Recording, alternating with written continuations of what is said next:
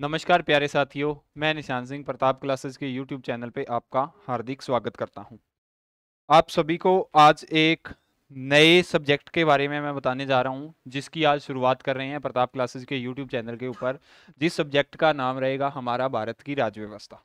भारत की राज्य व्यवस्था के बारे में आपने बहुत अच्छे से पढ़ा होगा, बहुत अच्छे से लिखा होगा, बहुत अच्छे से सुना होगा, लेकिन आज जिस तरीके से हम भारत की राज्य व्यवस्था का अध्ययन करेंगे, उस तरीके से थोड़ा सा लोगों से हटके उस तरीके को, उस सब्जेक्ट को पढ़ा जाएगा। तो सबसे पहले देख लेना भारत की राज्य व्यवस्था के अंदर हम इस सब्जेक्ट को कैसे पढ़ेंगे।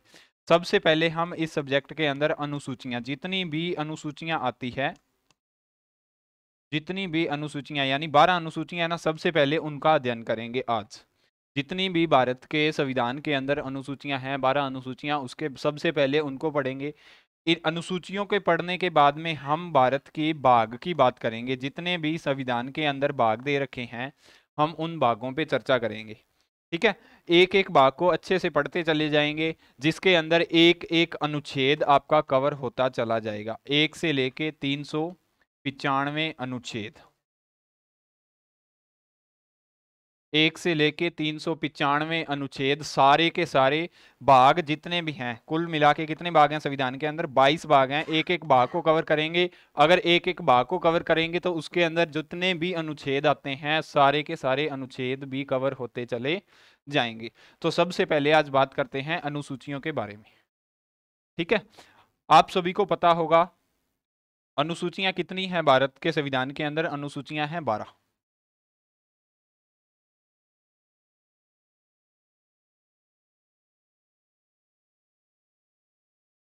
अनुसूचियां कितनी हैं?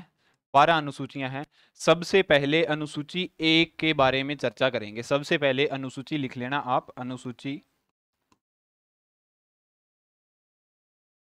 अनुसूची एक। अनुसूची एक हमारी क्या कह रही है? अनुसूची एक के अंदर भारत के संविधान के अंदर भारत तथा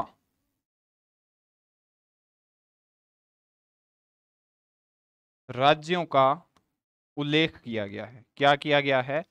भारत तथा राज्यों का उल्लेख किया गया है।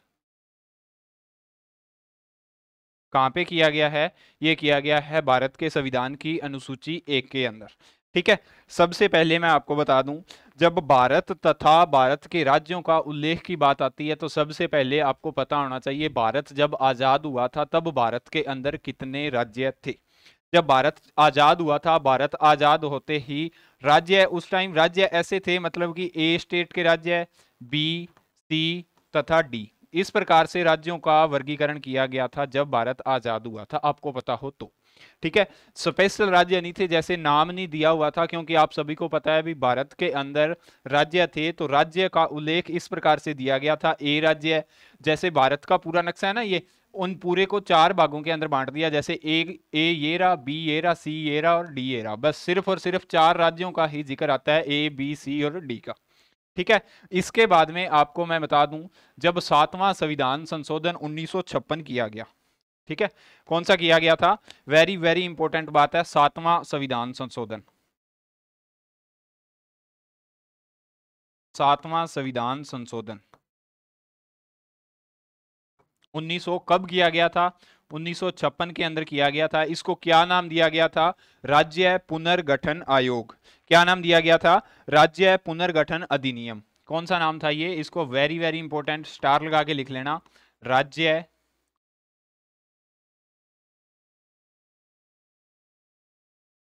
पुनर्गठन अधिनियम।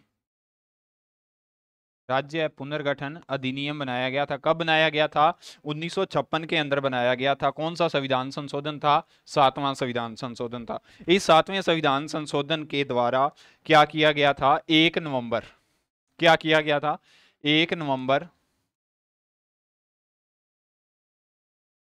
1 नवंबर 1956 को, 1 नवंबर 1956 को भारत को कितने राज्यों के अंदर बांट दिया गया था? भारत को कितने राज्यों के अंदर बांट दिया गया था? 14 राज्य तथा 14 राज्य तथा 6 केंद्र शासित प्रदेश, केंद्र शासित प्रदेश समझते हो ना आप क्या होता है, उनके बारे में भी मैं बताऊंगा। केंद्र शासित प्रदेश में बांटा गया था। कब बांटा गया था? 1 नवंबर 1956 को बांटा गया था। किस अधिनियम के अंदर बांटा गया था? तो कौन सा अधिनियम था वो? राज्य पुनर्गठन अधिनियम। कब आया था? 7वें संविधान संशोधन के द्वारा इसे लागू किया गया था। कब किया गया था? 1956 के अंदर किया गया था। जब यह अधिनियम लागू हुआ तो भारत के अंदर जो प्रांत थे पहले, ए, बी, सी और डी, इस प्रकार के जो राज्य थे ना, मैंने आपको अभी बताया था, अभी जब भारत का संविधान लागू हुआ तो आप भारत के राज्यों का जिक्र इस प्रकार से मिलेगा, ए, बी, सी और डी। इनका जब मतलब कि इनको दोबारा करने के लिए 1956 के अंदर भारतीय राज्य पुनर्गठन अधिनियम लाया गया था। 1 नवंबर 1956 को लागू किया गया था। 14 राज्य तथा 6 केंद्र शासित प्रदेशों में भारत को बांट दिया गया था।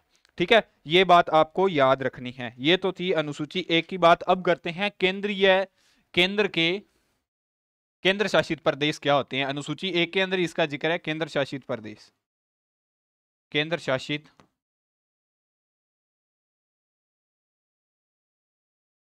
केंद्र शासित प्रदेश कौन से होते हैं?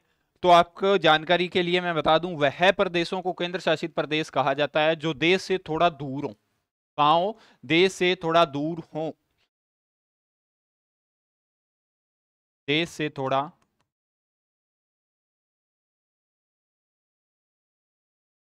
दूर हो तथा वह केंद्र सरकार के अधीन, किसके अधीन आते हैं? केंद्र सरकार के अधीन आते हों। अभी देख लेना, अभी आप कहोगे देश से दूर की बात कर रहे हो तो दिल्ली तो बिल्कुल देश के अंदर है। दिल्ली अंदर है। दिल्ली को किस लिए केंद्र शासित प्रदेश घोषित किया गया? क्योंकि एक तो दिल्ली है राजधानी। क्या है दिल्ली? एक तो देश की राजधानी है। दिल्ली देश की राजधानी है तो आप सभी लोगों को मैं उदाहरण के लिए बता रहा हूं, जैसे दिल्ली देश की राजधानी है तो दिल्ली के अंदर हक किसका होगा? सबसे पहले दिल्ली के अंदर जो सरकार है, मतलब कि विधानसभा की जो सरकार है कि आज आज के टाइम के अंदर दिल्ली के अंदर सरकार किसकी है? आम आदमी पार्टी की। तो आम आदमी पार्टी के अंडर में पूरी की पूरी दिल्ली का शासन नहीं आता। पुलिस दिल्ली के अंडर आम आदमी पार्टी के अंडर नहीं आती, या प्रशासन की जितनी भी व्यवस्था है वो आम आदमी पार्टी के अंडर में नहीं आती। तो वो सीधा प्रशासन किसके अंडर में चला जाता है? देश के अंदर में, या केंद्र शासित प्रदेश के अंदर, केंद्र के अंदर में। ठीक है, केंद्र के अंदर में क्यों लिया गया है दिल्ली को? क्योंकि दिल्ली एक राष्ट्रीय राजधानी है भारत की। क्योंकि इधर से आपको उदाहरण के लिए मैं बता रहा हूं, इधर से तो आपका जैसे कोई भी गेस्ट आएगा तो सबसे पहले कहाँ आएगा? उदाहरण के लिए बता रहा हूँ, वो सबसे पहले दिल्ली के अंदर आएगा क्योंकि दिल्ली राजधानी है। दिल्ली के अंदर आएगा तो दिल्ली के अंदर जितना भी लॉ एंड ऑर्डर है कौन मेंटेन करता है? केंद्र सरकार करती है। कौन मेंटेन करता है? केंद्र सरकार करती है। तो इसीलिए किसी भी तरह की कोई भी दिक्कत न हो, इसीलिए दिल्ली को केंद्र शासित प्रदेश घोषित किया गया था, राजधानी बनने के बाद में किया गया था, ताकि दिल्ली का जो लॉ एंड ऑर्डर है वो कौन मेंटेन कर सके? केंद्र सरकार मेंटेन कर सके। आज की करंट डेट की बात करते हैं तो करंट डेट के अंदर भारत के अंदर राज्य कितने हैं?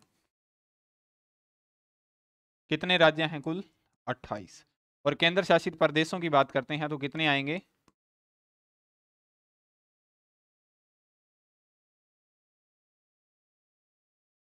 कितने आएंगे? 8। राज्यों की बात करेंगे तो राज्य कितने आएंगे? राज्य आएंगे 28। और केंद्र शासित प्रदेशों की बात करते हैं तो केंद्र शासित प्रदेश कितने आ जाएंगे? केंद्र शासित प्रदेश आ जाएंगे 28 आ जाएंगे।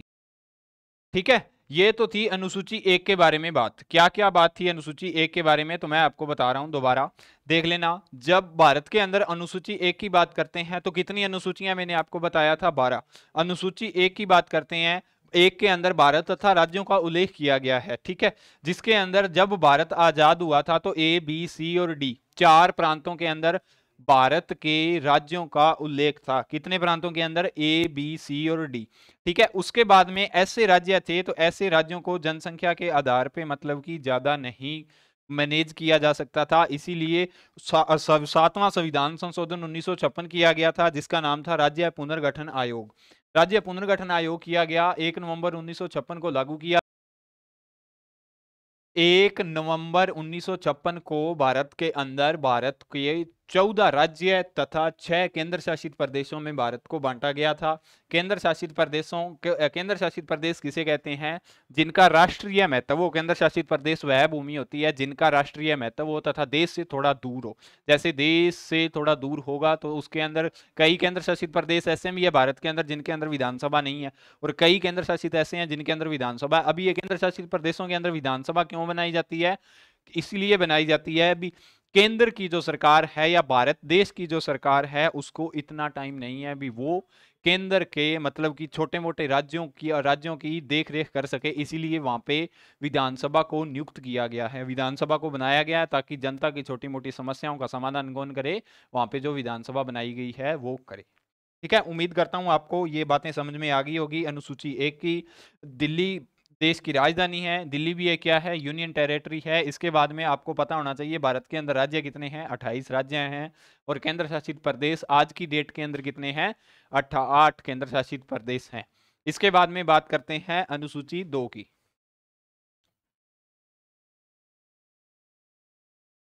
लिख लेना अनुसूची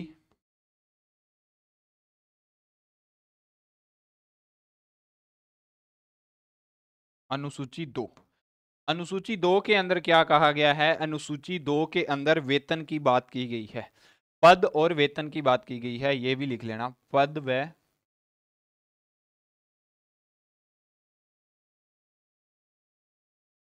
वेतन का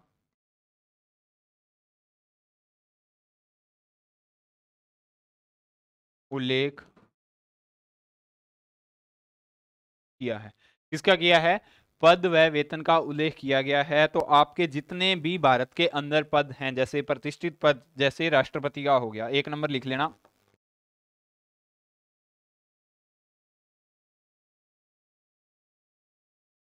सबसे पहले राष्ट्रपति। राष्ट्रपति की सैलरी कितनी? 5 लाख। इसका उल्लेख कहाँ मिलता है? अनुसूची 2 के अंदर। 2 नंबर बात किसकी आ जाती है? प्रधानमंत्री की।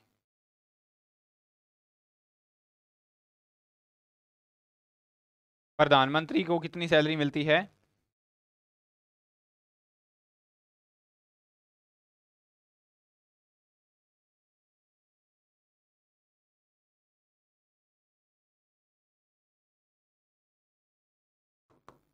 मिलती है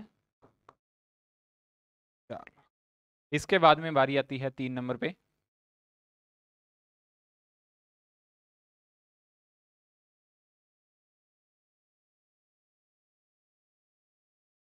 प्रधानमंत्री की। ठीक है, तो प्रधानमंत्री का जिक्र करेंगे तो कितनी सैलरी मिलती है? 1 लाख तकरीबन 60,000 रुपए। ठीक है, इसके बाद में बारी आती है राज्यपाल की। जो राज्यों के राज्यपाल हैं ना, 4 नंबर पे आप किसको करोगे? राज्यपाल।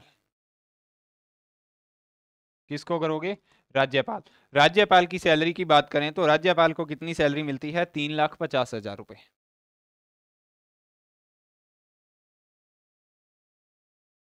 3,50,000 कितनी मिलती है? 3,50,000 रुपए सैलरी मिलती है राज्यों को भी।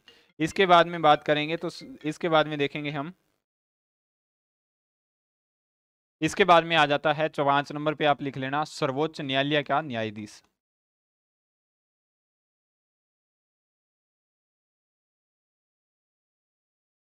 सर्वोच्च न्यायालय का मुख्य न्यायाधीश क्या आ जाएगा? मुख्य न्यायाधीश की न्यायाधीश का उल्लेख है। इसकी बात करेंगे तो इनको सैलरी कितनी मिलती है? सर्वोच्च न्यायालय के मुख्य न्यायाधीश को कितनी सैलरी मिलती है? इनकी सैलरी होती है 2,50,000। कितनी होती है? 2,50,000। इसके बाद में बात करेंगे 6 नंबर पे। 6 नंबर पे कौन आ जाएगा? 6 नंबर पे हमारे आ जाएंगे सर्वोच्च न्यायालय के अन्य न्यायाधीश। कौन आ जाएंगे?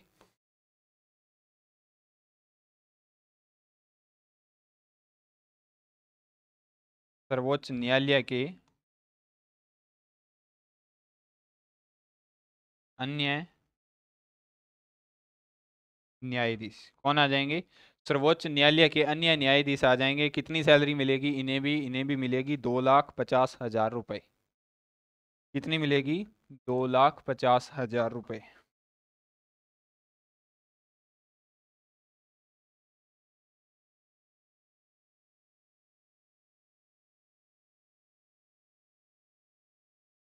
इसके बाद में 7 नंबर पे कौन आ जाएगा?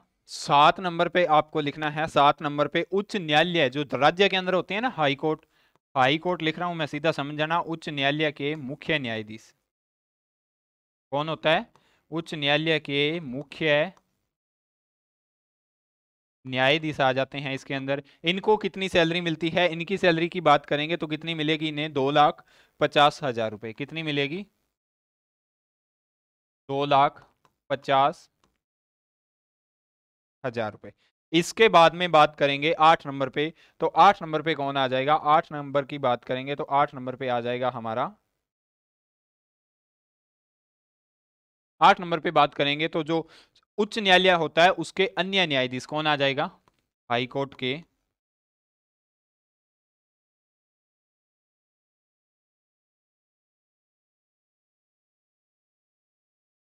अन्य न्यायाधीश। इनको सैलरी कितनी मिलती है?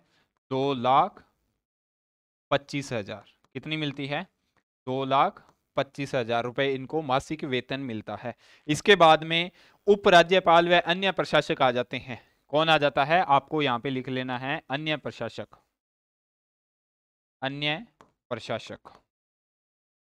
बस आपके काम का सिर्फ और सिर्फ इतना है। इनकी सैलरी अब वैसे आपको पता होनी चाहिए 1 लाख प्लस ही होती है इनकी सैलरी, कोई फिक्स नहीं होती, 1 लाख से ऊपर। ठीक है, ये थी अनुसूची 2। क्या कौन कौन से इसके अंदर पद आ जाते हैं? तो सबसे पहले देखेंगे 1 नंबर पे कौन आ जाता है। अनुसूची 2 की बात करें तो भारत के अंदर जितने भी पद हैं, जैसे राष्ट्रपति, उपराष्ट्रपति, पद एवं पद के वेतन का उल्लेख किया गया। जैसे 1 नंबर पे राष्ट्रपति आ जाता है ना, सबसे बड़ा देश के अंदर आपको पद पूछा जाए तो कौन सा होगा? राष्ट्रपति का। कितनी सैलरी मिलती है? 5 लाख रुपए। उसके बाद में आ जाता है उपराष्ट्रपति का, कितनी सैलरी मिलती है? 4 लाख रुपए। उसके बाद में प्रधानमंत्री 1,60,000, राज्यपाल 3.5 लाख रुपए। उसके बाद में आ जाता है सर्वोच्च न्यायालय का मुख्य न्यायाधीश, यानी जो भारत का भी मुख्य न्यायाधीश होगा, कितनी सैलरी मिलेगी उनको? 2,80,000 रुपए। इसके बाद में बारी आती है सर्वोच्च न्यायालय के अन्य न्यायाधीशों की, कितनी सैलरी होती है उनकी? 2,50,000 रुपए। इसके बाद में हाईकोर्ट के जो मुख्य न्यायाधीश होते हैं, कितनी सैलरी है? 2,50,000 रुपए। हाईकोर्ट के अन्य न्यायाधीशों की बात करें तो कितनी सैलरी है? 2,25,000 रुपए। और इसके बाद में बात करेंगे तो लास्ट के अंदर कौन आ जाता है? अन्य प्रशासक। अन्य प्रशासक की बात करेंगे तो इनकी सैलरी अप्रोक्सीमेटली कितनी होती है? 1 लाख से ऊपर ऊपर इनकी सैलरी होती है। इसके बाद में बात करेंगे अनुसूची 3 की।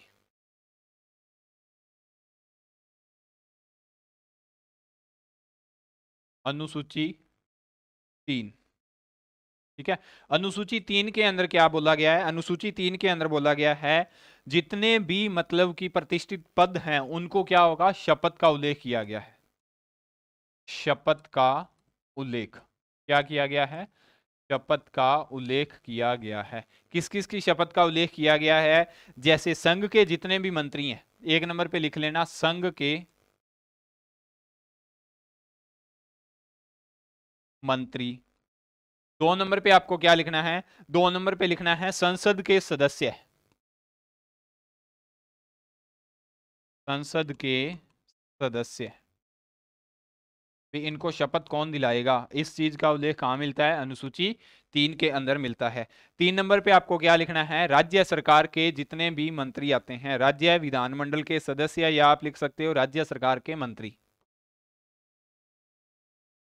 राज्य सरकार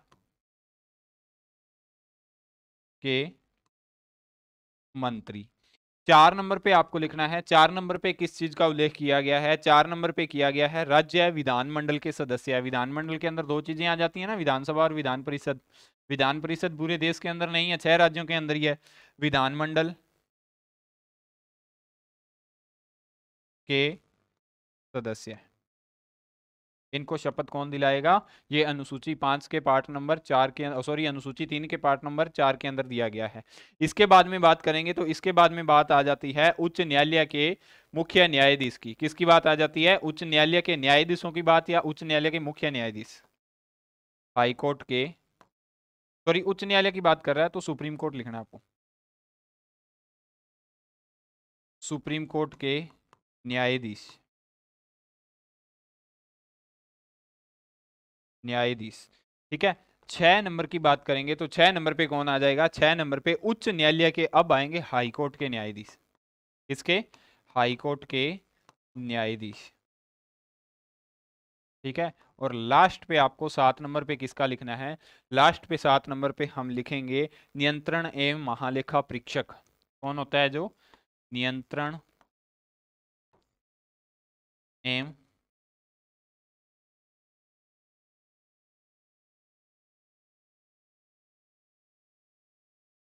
महालेखा परीक्षक। ये 7 जो पद हैं कहाँ पे आ जाते हैं? अनुसूची 3 के अंदर आ जाते हैं। क्या है? अनुसूची 3 के अंदर इन पदों की शपथ का उल्लेख मिलता है। कौन कौन से हैं? संघ के एक तो मंत्री हो गए, दूसरा संसद के सदस्य यानी राज्यसभा, लोकसभा और राष्ट्रपति होते हैं ना, तीनों के तीनों, इनके सदस्य का उल्लेख। 3 नंबर पे आ जाता है राज्य सरकार के मंत्री। 4 नंबर पे विधानमंडल के सदस्य। विधानमंडल के अंदर कौन कौन आ जाता है? विधान परिषद आ जाती है, विधानसभा आ जाती है, विधान परिषद के सदस्य, विधानसभा के सदस्य प्लस राज्यपाल आ जाता है। इसके बाद में सुप्रीम कोर्ट के न्यायाधीश। सुप्रीम कोर्ट के न्यायाधीशों के अंदर सुप्रीम कोर्ट का मुख्य न्यायाधीश तथा अन्य न्यायाधीश भी आ जाते हैं। इसके बाद में आते हैं हाई कोर्ट के मुख्य न्यायाधीश। हाई कोर्ट के मुख्य न्यायाधीश भी आ जाते हैं और अन्य न्यायाधीश भी आ जाते हैं। इसके बाद में आ जाता है, कौन आ जाता है? 7 नंबर पे नियंत्रण एवं महालेखा परीक्षक आ जाता है। ठीक है। इसके बाद में बात करेंगे अनुसूची 4 की।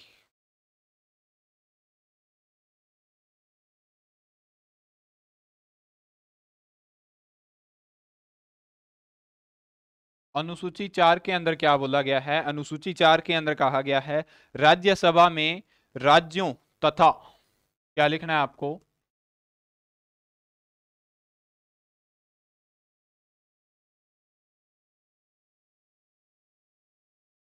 राज्यसभा में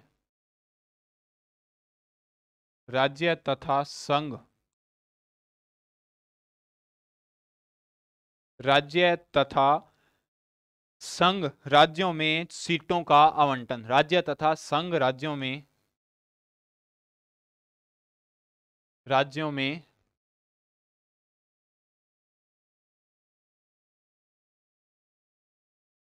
सीटों का आवंटन। मतलब क्या होगा इस बात का? जैसे राज्यसभा के अंदर क्या बात बोली गई है? अनुसूची 4 के अंदर ऐसे कहा गया है भी राज्यसभा के अंदर, देश के अंदर 2 सदन होते हैं ना, लोकसभा और राज्यसभा। तो अनुसूची 4 के अंदर क्या बोला गया है? जो लोकसभा होती है वो तो किसके द्वारा चुनी जाती है? वो तो लोगों के द्वारा चुनी जाती है।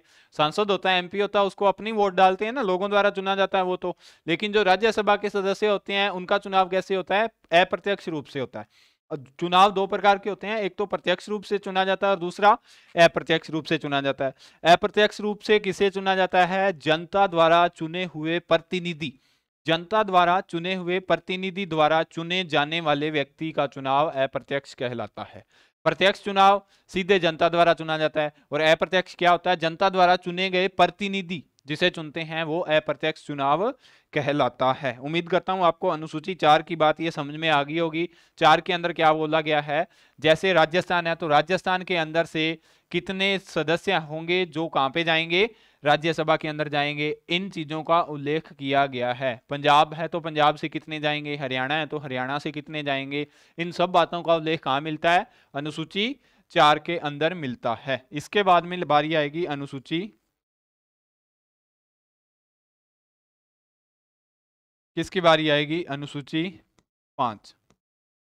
किसकी बारी आएगी? अनुसूची 5। अनुसूची 5 के अंदर क्या बोला गया है? अनुसूची 5 के अंदर क्या कहा गया है? अनुसूची 5 के अंदर कहा गया है कि भारत के सभी अनुसूची जाति तथा अनुसूची जनजाति, आपको लिखना है भारत के सभी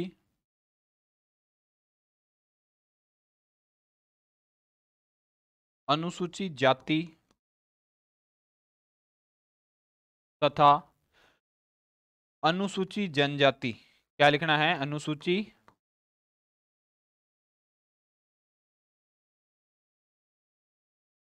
अनुसूचित जाति और अनुसूचित जनजाति के अंदर अंतर होता है। क्या अंतर होता है मैं आपको बताऊंगा जब इनका जिक्र होगा। कहाँ होगा इनका जिक्र? आगे अनुच्छेदों के अंदर इनका उल्लेख होगा, तो तब मैं बताऊंगा अनुसूचित जाति तथा अनुसूचित जनजाति के अंदर क्या फर्क होता है। ठीक है, इनका क्या किया गया है, इनके प्रशासन, इनके क्षेत्रों, अनुसूचित जाति तथा अनुसूचित जनजाति के क्षेत्रों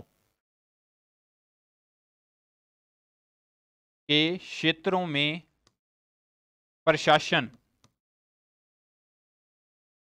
क्षेत्रों में क्या किया गया है, प्रशासन व नियंत्रण, प्रशासन व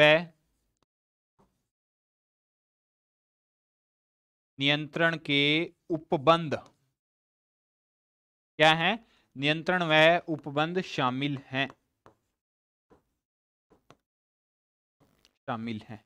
उम्मीद करता हूं आपको अनुसूची 5 की बात है जो समझ में आई होगी।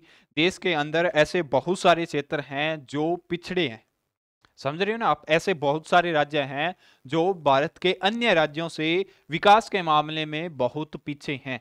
तो उन अनुसूचित क्षेत्र तथा अनुसूचित जाति तथा जनजातियों के क्षेत्रों में प्रशासन व नियंत्रण, प्रशासन व नियंत्रण का उपबंध आपको पूछा जाए कहां शामिल है, तो आपको बताना है अनुसूची 5 के अंदर शामिल है। उम्मीद करता हूं आपको ये बात समझ में आई होगी। देख लेना, सरकार होती है ना जो अनुसूचित जाति, मतलब कि जो थोड़े से अनुसूचित जाति या अनुसूचित जनजाति के लोग होते हैं, तो उनको इक्वल रखने के लिए अनुसूचित जाति को थोड़ा सा क्या कर देती है, थोड़ा सा मतलब कि उनकी सहायता करती है, आप ऐसे बोल सकते हो। क्या करती है, थोड़ी सी उनकी सहायता करती है। तो सहायता करने के लिए सरकार ने क्या बोला गया था, क्या गया कि जिन राज्यों में पंचायती राज का विस्तार 1996 में किया गया था, इसके बाद में बारी आती है, किसकी बारी आती है, अनुसूची 6 की बारी आती है। किसकी बारी आती है, अनुसूची 6।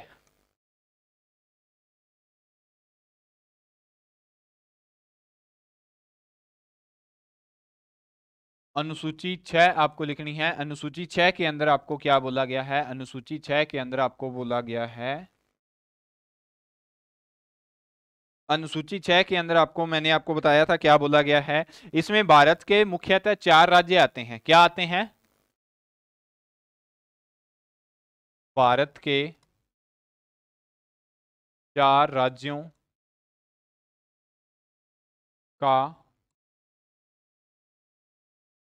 उल्लेख, भारत के 4 राज्यों का उल्लेख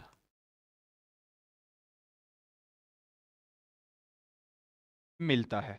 भारत के 4 राज्यों का ही उल्लेख क्यों मिलता है, आप सभी कहते होंगे जैसे भारत के 4 राज्यों का, क्योंकि भारत के अंदर राज्य कितने, मैंने आपको बताया था अभी, आज करंट डेट के अंदर भारत के अंदर 28 राज्य हैं। तो आप बोलोगे अनुसूची 6 के अंदर ऐसा क्या है, अभी किन 4 राज्यों का जिक्र मिलता है, तो लिख लेना जो राज्य, कौन से 4 राज्य हैं, सबसे पहले तो आपको लिखना है असम, मिजोरम, मेघालय और कौन कौन से हैं, त्रिपुरा। 1 नंबर पे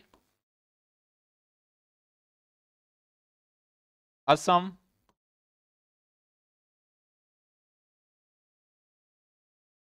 मेघालय,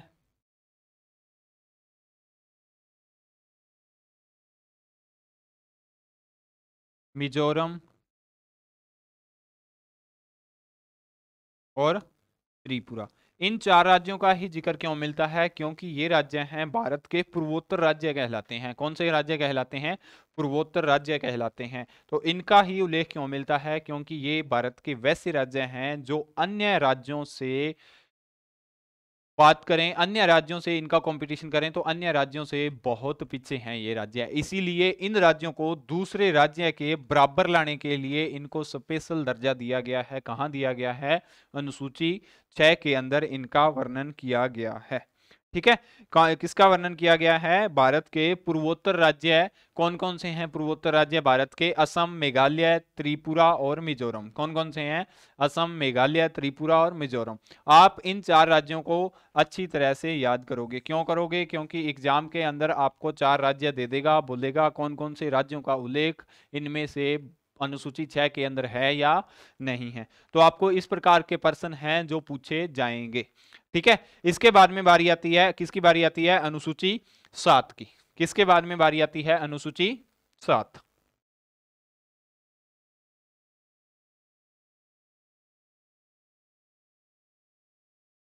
किसकी बारी आती है, अनुसूची 7। अनुसूची 7 के अंदर क्या कहा गया है, शक्तियों का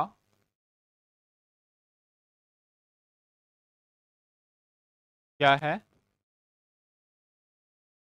शक्तियों का विभाजन है। क्या है अनुसूची 7 के अंदर? शक्तियों का विभाजन है। तो कौन कौन सी शक्तियां हैं अनुसूची 7 के अंदर, मैं आपको बता दूं। अनुसूची 7 के अंदर जैसे 3 भारत के अंदर क्या है, सूचियां हैं। कौन कौन सी सूचियां हैं भारत के अंदर? एक तो होती है संघ सूची।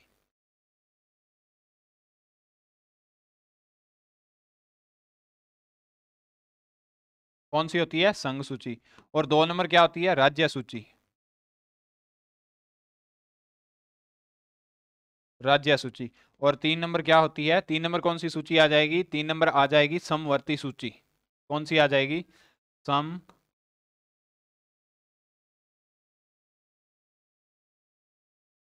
और एक 4 नंबर और लिख लेना आप अभी। ये इसको कौन सी होती है? अवशिष्ट। कौन सी बोली जाएगी ये? अवशिष्ट सूची। कौन सी है ये? अवशिष्ट सूची। 4 सूचियों का जिक्र कहां पे है? 4 सूचियों का उल्लेख कहां पे मिलता है? अनुसूची 7 के अंदर। देख लेना, जो संघ की सूची है, किसकी है? संघ की सूची है। संघ की सूची के अंदर कितने विषय हैं? कितने विषय हैं? आपको अगर सीधा प्रश्न आ जाए तो संघ की सूची के अंदर कितने विषय हैं? 100 विषय हैं।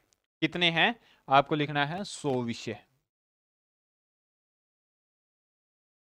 संघ की सूची के अंदर आज ही की डेट के अंदर कितने विषय हैं? 100 विषय हैं। 100 विषय हैं।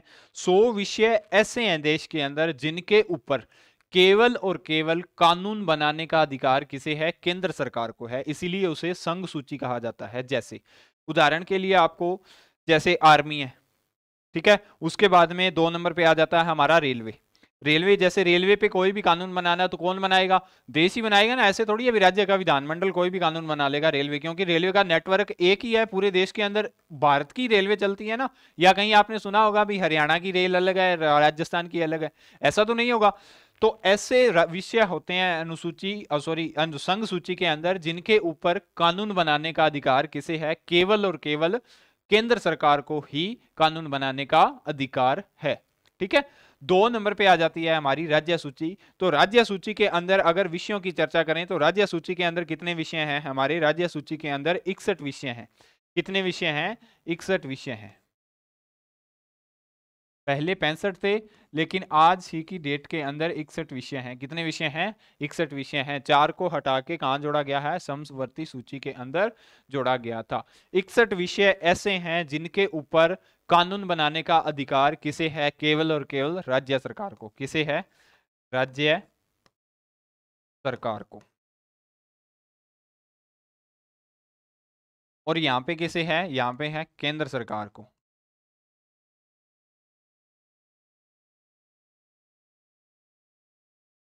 क्या? अभी बारी आती है समवर्ती सूची की। समवर्ती सूची की बात करेंगे तो समवर्ती सूची के अंदर आज ही की डेट के अंदर टोटल सब्जेक्ट कितने हैं? आपको पूछा जाए तो आप बोल देना कितने हैं? 52।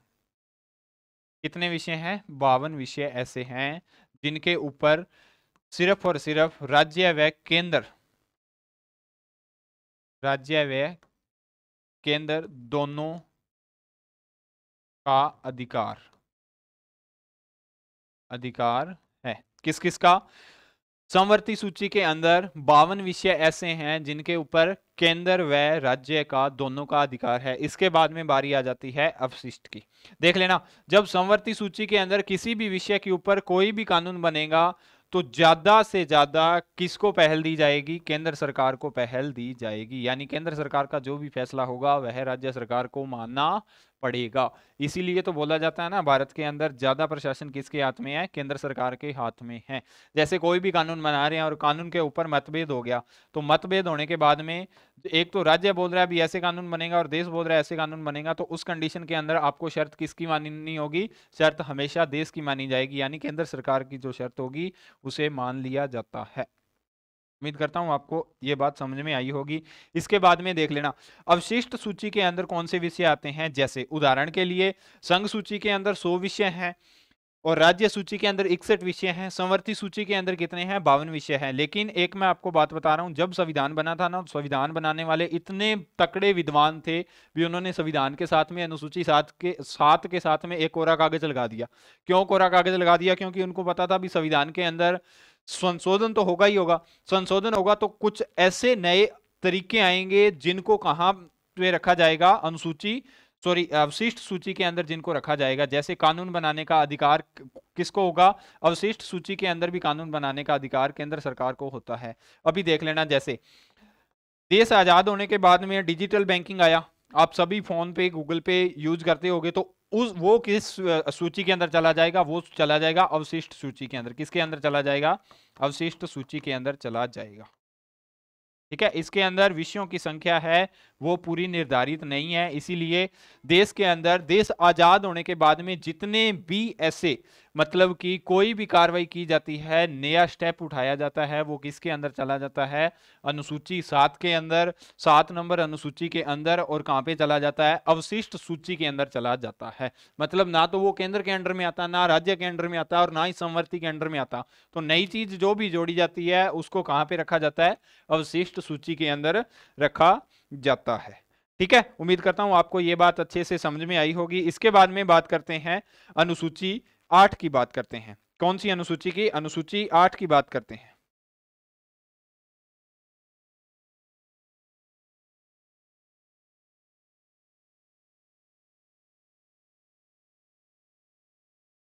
अनुसूची 8 की बात करते हैं। अनुसूची 8 के अंदर किसका उल्लेख मिलता है, अनुसूची 8 के अंदर उल्लेख मिलता है भाषा का। किसका उल्लेख मिलता है, भाषा का उल्लेख मिलता है। आपको मैं एक बात बता दूं, जब भारत देश आजाद हुआ था तब कितनी भाषा थी जो अनुसूची 8 के अंदर थी, सीधा सीधा क्वेश्चन पूछा जाता है।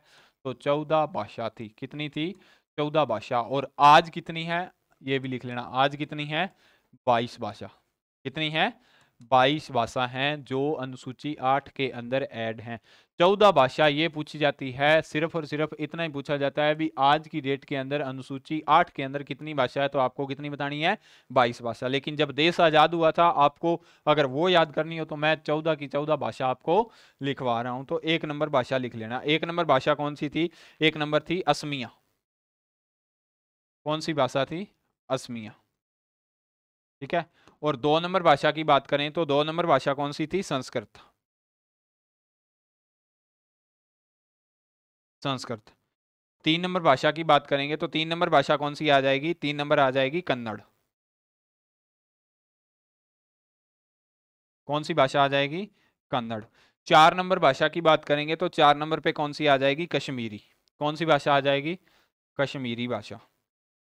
देश आजाद हुआ था, मैं तब की बात कर रहा हूं, तब अनुसूची 8 के अंदर ये भाषा थी। 5 नंबर भाषा की बात करेंगे तो 5 नंबर पे क्या आ जाएगी, पंजाबी। क्या आ जाएगी, पंजाबी भाषा आ जाएगी। और 6 नंबर की बात करेंगे तो 6 नंबर के अंदर क्या आ जाएगा, 6 नंबर के अंदर आ जाएगा उर्दू। कौन सी भाषा आ जाएगी, उर्दू भाषा आ जाएगी। और 7 नंबर की अगर हम बात करें तो 7 नंबर के अंदर कौन सी भाषा आ जाएगी, 7वीं ऐसी कौन सी भाषा थी, तो 7वीं थी गुजराती। कौन सी थी, गुजराती। ठीक है, इसके बाद में बात करेंगे 8 नंबर की। किसकी बात करेंगे, 8 नंबर की। तो 8 नंबर की ऐसी कौन सी भाषा थी जो भारत तब आजाद हुआ था, तो लिख लेना बंगला। कौन सी भाषा थी, बांग्ला। और 9 नंबर की बात करें तो 9 नंबर की कौन सी थी, तमिल भाषा। कौन सी थी, तमिल भाषा। और 10 नंबर की अगर हम बात करेंगे तो 10 नंबर कौन सी थी, मलयालम। कौन सी थी, मलयालम।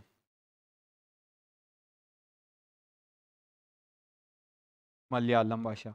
और 11 नंबर की अगर हम बात करेंगे तो 11वीं भाषा कौन सी थी, मराठी थी। कौन सी थी, मराठी। और 12 नंबर की बात करेंगे तो कौन सी थी, तेलुगु। कौन सी भाषा थी, तेलुगु भाषा। और 13 नंबर की अगर हम बात करेंगे तो 13वीं भाषा कौन सी हो जाएगी हमारी, उड़िया। कौन सी हो जाएगी, उड़िया भाषा हो जाएगी। कौन सी हो जाएगी, उड़िया। और 14 नंबर की बात करें तो 14वीं भाषा हमारी कौन सी हो जाएगी, हिंदी। कौन सी हो जाएगी, हिंदी। ये 14 भाषा कौन कौन सी, असमिया, संस्कृत, कन्नड़, कश्मीरी, पंजाबी, उर्दू, गुजराती, बंगला, तमिल, मलयालम, मराठी, तेलुगु, उड़िया और हिंदी। ये 14 भाषा का उल्लेख कहाँ पे मिलता है, अनुसूची 8 के अंदर मिलता है। जब देश आजाद हुआ था तब इस चीज का, तब इतनी भाषाएं थी भारत के संविधान के अंदर। कितनी भाषाएं थी, 14 भाषा थी। इसके बाद में क्या आता है, इसके बाद में आता है अनुसूची 9। कौन सी अनुसूची आती है, अनुसूची 9। अनुसूची 9 के अंदर क्या किस चीज का उल्लेख मिलता है? अनुसूची 9 के अंदर मिलता है सूची सुधार। किसका उल्लेख मिलता है अनुसूची 9 के अंदर? सॉरी, भूमि सुधार का।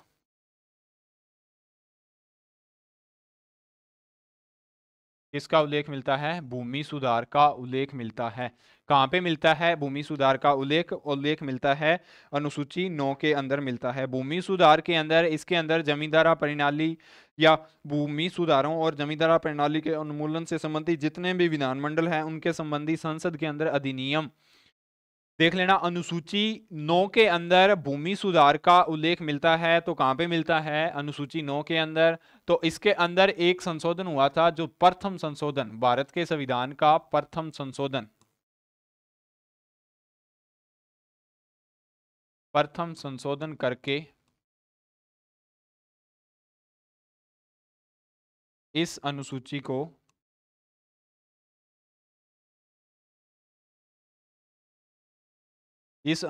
को जोड़ा गया था, जोड़ा गया था। क्यों इसकी आवश्यकता पड़ी थी?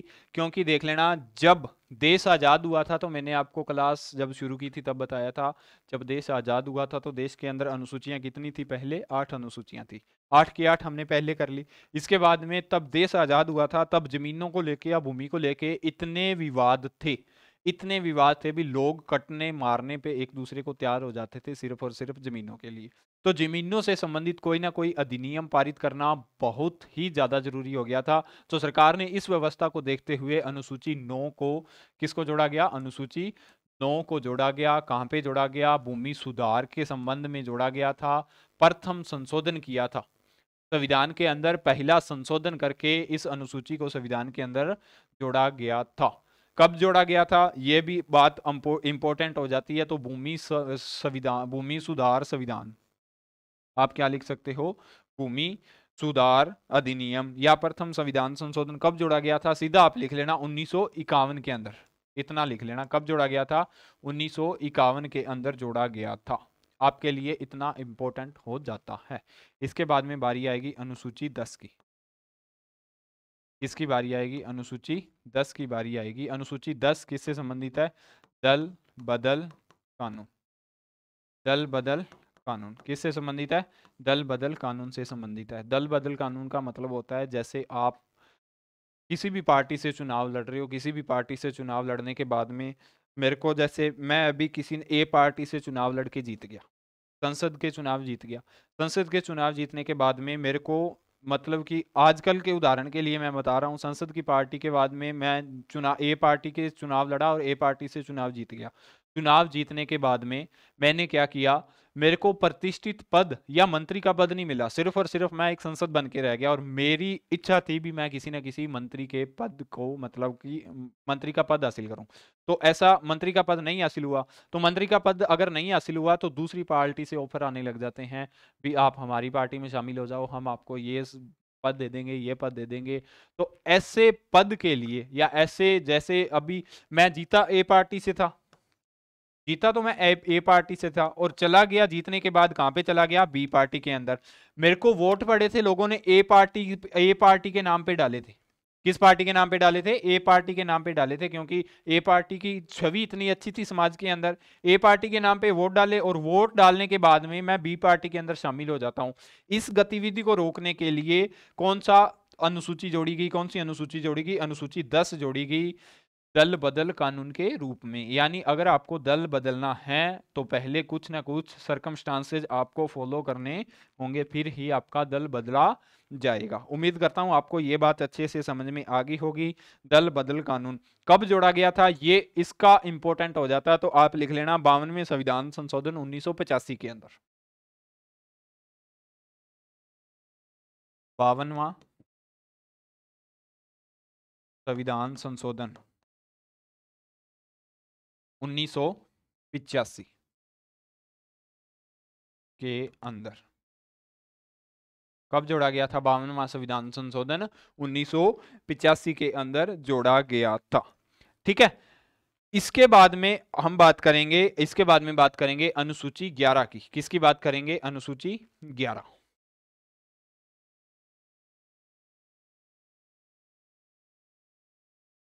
अनुसूची 11 की बात करते हैं तो अनुसूची 11 के अंदर हमें क्या आ जाता है, पंचायत। राज्यों के अंदर जो पंचायत होते हैं ना, पंचायत का उल्लेख।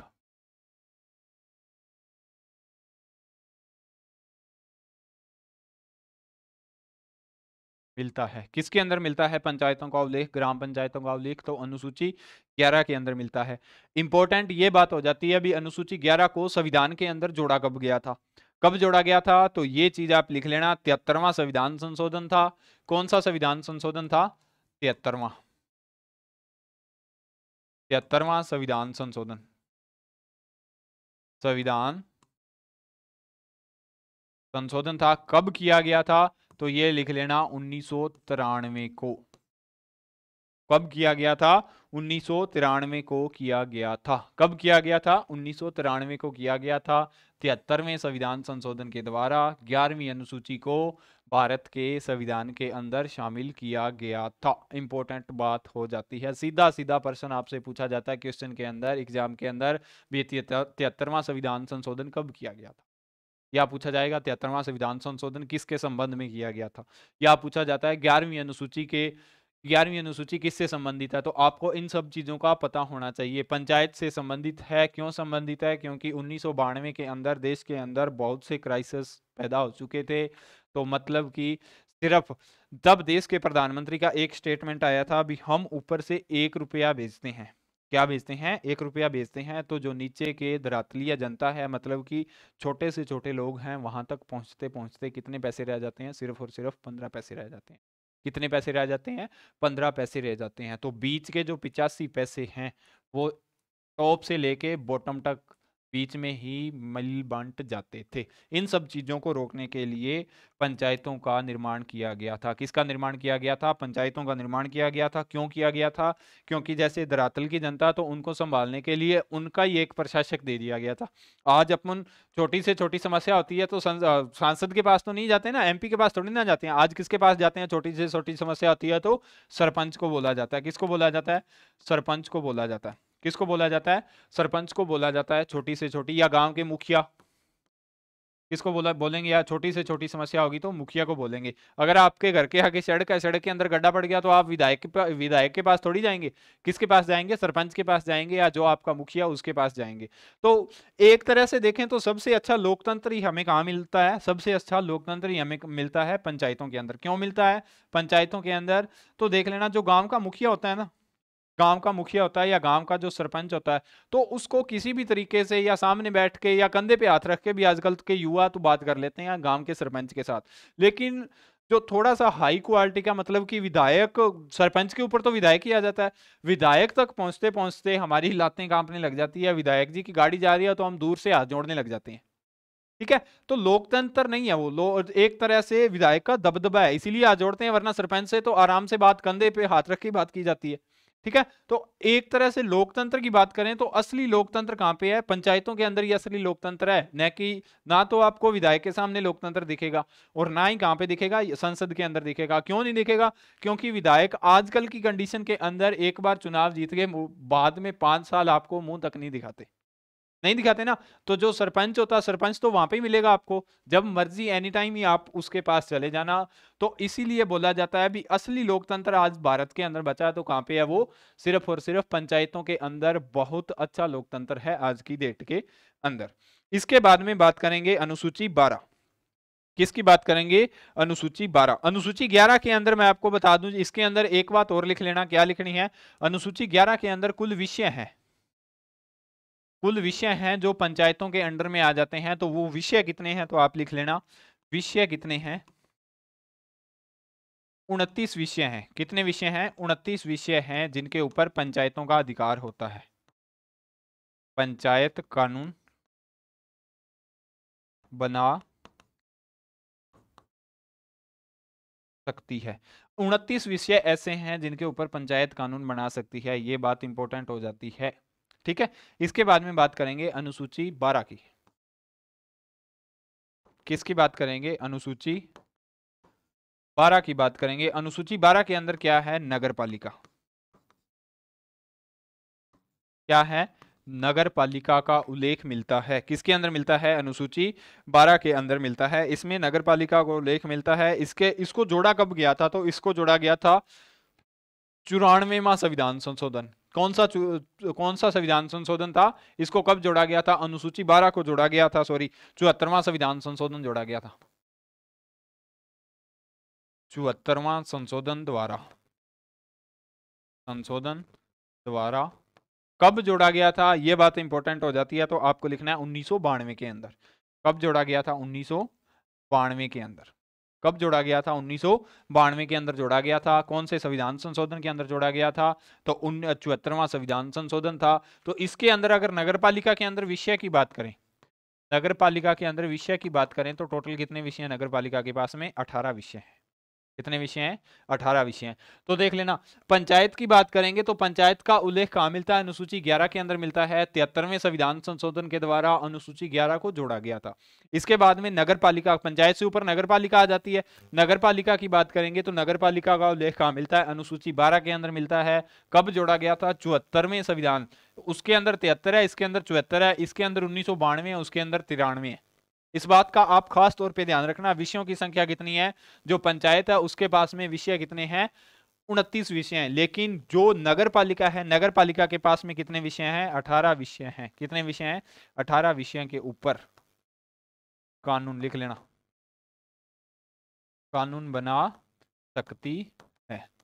तो दोस्तों ये थी आपकी आज की 12 अनुसूचियां। मैं आपको दोबारा बता रहा हूं कौन कौन सी अनुसूची है, दोबारा अच्छे से लिख लेना इनको। देख लेना, अनुसूची कितनी है? टोटल 12 अनुसूचियां। लेकिन जब देश आजाद हुआ था तो तब कितनी थी? तब 8 अनुसूचियां थी। 4 को बाद में जोड़ा गया था, 9वीं 10वीं 11वीं और 12वीं। 9वीं किससे संबंधित थी? 9वीं थी भूमि सुधार से। 10वीं किससे संबंधित थी? दल बदल से। 11वीं किससे थी? पंचायत से। और 12वीं किससे थी? नगर पालिका से। अनुसूची 1 के अंदर क्या है? भारत तथा राज्यों का उल्लेख किया गया है। जब भारत आजाद हुआ था तो सिर्फ और सिर्फ 4 राज्य थे। कौन कौन से? A, B, C और D। इसके बाद में 7वां संविधान संशोधन 1956 को किया गया था। उसके अंदर राज्य पुनर्गठन अधिनियम लागू करके भारत को 14 राज्य तथा 6 केंद्र शासित प्रदेशों के अंदर बांटा गया था। केंद्र शासित प्रदेश कौन से होते हैं? जो देश की भूमि से थोड़ा दूर हों या देश के लिए राष्ट्रीय महत्व रखते हों, उन्हें क्या बोला जाता है? केंद्र शासित प्रदेश बोला जाता है। आज की डेट के अंदर कितने केंद्र शासित प्रदेश हैं? 8 हैं। तो भारत की राजधानी की बात करें तो राजधानी भी एक क्या है? केंद्र शासित प्रदेश है। लेकिन इसके अंदर विधानसभा है। कैसे विधानसभा? जैसे राज्य के अंदर विधानसभा होती है ना, मतलब कि राज्य की प्रशासन व्यवस्था विधानसभा संभालती है, वैसे दिल्ली की प्रशासन व्यवस्था वहां की विधानसभा संभालती है। ठीक है। इसके बाद में बात करेंगे, आज के डेट के अंदर 28 राज्य तथा 8 केंद्र शासित प्रदेश हैं। अनुसूची 2 की बात करें, पद तथा वेतन का उल्लेख मिलता है। राष्ट्रपति, उपराष्ट्रपति, प्रधानमंत्री, राज्यपाल, सुप्रीम कोर्ट का मुख्य न्यायाधीश, सुप्रीम कोर्ट के अन्य न्यायाधीश, हाईकोर्ट का मुख्य न्यायाधीश तथा हाईकोर्ट के अन्य न्यायाधीश तथा अन्य प्रशासक, जितने भी प्रतिष्ठित पद हैं भारत के अंदर, उन पदों के ऊपर जो जो व्यक्ति बैठे हैं उनका उल्लेख या उनके क्या मिलता है? उनके पद का उल्लेख कहां मिलता है? अनुसूची 2 के अंदर। अनुसूची 3 की बात करें तो शपथ का उल्लेख है। किसकी शपथ का? संघ के मंत्री, संसद के सदस्य है, राज्य सरकार के मंत्री, विधानमंडल के सदस्य है, सुप्रीम कोर्ट के न्यायाधीश, हाई कोर्ट के न्यायाधीश तथा नियंत्रण महालेखा परीक्षक। ये प्रतिष्ठित पद हैं। इस पद पे चुने जाने वाले व्यक्ति को शपथ कौन दिलाएगा? तो इस बात का उल्लेख कहां है? अनुसूची 3 के अंदर हमें मिलता है। अनुसूची 4 की बात करें तो राज्यसभा में राज्यों तथा संघ राज्यों के सीटों का आवंटन किया गया है। जितने भी भारत के अंदर राज्य हैं, हर एक राज्य से सदस्य चुन के कहां आते हैं? राज्यसभा के अंदर आते हैं। तो इस चीज का जिक्र है। अनुसूची 5 की बात करें तो भारत के सभी अनुसूचित जाति तथा अनुसूचित जनजाति क्षेत्रों में प्रशासन व्यवस्था को संभालने के लिए अनुसूची 5 का उपबंध है। इसके बाद में अनुसूची 6 की बात करें, अनुसूची 6 के अंदर भारत के पूर्वोत्तर 4 राज्य जो विकास की दृष्टि से उत्तरी राज्यों से थोड़े पिछड़े हैं, उन 4 राज्यों का उल्लेख मिलता है। कौन कौन से हैं? असम, मेघालय, मिजोरम तथा त्रिपुरा हैं। इन 4 राज्यों का उल्लेख क्यों मिलता है? क्योंकि पूर्वोत्तर के राज्य हैं और भारत के अन्य राज्यों से थोड़ा विकास के मामले में पिछड़ चुके हैं। ठीक है। इसके बाद में बात करेंगे अनुसूची 7 की। 7 के अंदर शक्तियों का विभाजन है, जिसके अंदर 4 सूची हैं: संघ सूची, राज्य सूची, समवर्ती सूची और अवशिष्ट सूची। संघ सूची के अंदर 100 विषय हैं जिनके ऊपर कानून बनाने का अधिकार केवल और केवल केंद्र सरकार को है।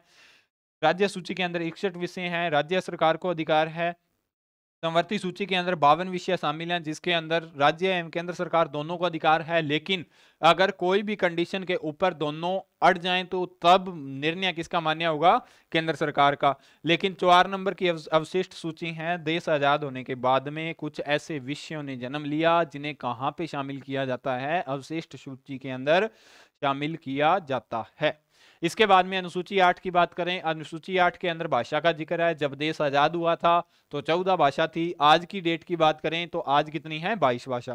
कौन कौन सी 14 भाषा थी? असमिया, संस्कृत, कन्नड़, कश्मीरी, पंजाबी, उर्दू, गुजराती, बंगला, तमिल, मलयालम, मराठी, तेलुगु, उड़िया तथा हिंदी। 14 ऐसी भाषा है जो अनुसूची 8 के अंदर है। अनुसूची 9 के अंदर क्या है? भूमि सुधार अधिनियम, यानी जो प्रथम संविधान संशोधन करके अनुसूची 9 को जोड़ा गया था। प्रथम संविधान संशोधन, प्रथम संविधान संशोधन करके अनुसूची 9 को जोड़ा गया था। ठीक है, अनुसूची 9 को जोड़ा गया था। कब जोड़ा गया था? 1951 के अंदर जोड़ा गया था। ठीक है, इसके बाद में अनुसूची 10 की बात करें तो दल बदल कानून के बारे में है। कब जोड़ा गया था? 52वें संविधान संशोधन के द्वारा 1985 के अंदर जोड़ा गया था। इसके बाद में अनुसूची 11 की बात करें तो अनुसूची 11 के अंदर पंचायतों का उल्लेख मिलता है। 73वें संविधान संशोधन 1993 के द्वारा इन्हें जोड़ा गया था। इसके बाद में कब जोड़ा गया था? 1993 के अंदर। विषयों की बात करें तो 28 विषय ऐसे हैं जिनके ऊपर केवल और केवल पंचायतों को कानून बनाने का अधिकार है। इसके बाद में अनुसूची 12 की बात करेंगे तो अनुसूची 12 के अंदर नगर पालिका है। 74वें संविधान संशोधन 1992 के द्वारा इन्हें जोड़ा गया था। तो विषय कितने हैं? 18 विषय ऐसे हैं जिनके ऊपर केवल और केवल नगर पालिका ही नियम बना सकती है। तो दोस्तों ये थी आज की क्लास। इसके अंदर मैंने आपको करवाई थी 12 की 12 अनुसूचियां। उम्मीद करता हूं आपको ये अनुसूचियां अच्छे से समझ में आई होगी। प्रत्येक अनुसूची की क्या बना लेना, आप नोट्स बना लेना। इसके बाद में कल हम नई क्लास के अंदर पढ़ेंगे भारत के संविधान का भाग नंबर 1। क्या पढ़ेंगे? भाग नंबर 1 पढ़ेंगे कल नेक्स्ट क्लास के अंदर, जिसके अंदर प्रत्येक अनुच्छेद की चर्चा अच्छे से की जाएगी। ठीक है दोस्तों, अगर आपको ये क्लास अच्छी लगती है तो क्लास को लाइक करें, अपने दोस्तों के साथ शेयर करें, तथा अगर आप प्रताप क्लासेस के यूट्यूब चैनल पे नए हो तो चैनल को सब्सक्राइब करें। वीडियो अच्छा लगे तो एक बार फिर मैं आपको बोल रहा हूं, लाइक करें। ठीक है, तो मिलते हैं कल नेक्स्ट क्लास के साथ। तब तक के लिए जय हिंद, जय भारत।